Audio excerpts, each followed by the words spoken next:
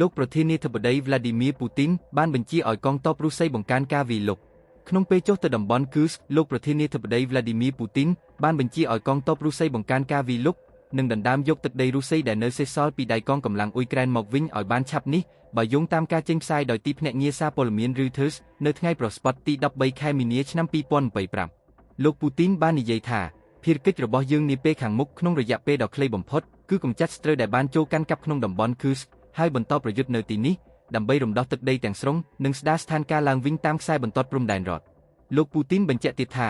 លោកកំពុងពិចារណាបង្កើតតំបន់ការពារថ្មីមួយនៅក្នុងតំបន់ស៊ឺមេរបស់អ៊ុយក្រែនដែលនៅជាប់នឹងតំបន់ Kursk ដើម្បីការពារពីការលុកលុយរបស់អ៊ុយក្រែននាពេលអនាគតរីឯករណីពលរដ្ឋបរទេសដែលមកប្រយុទ្ធជាមួយអ៊ុយក្រែន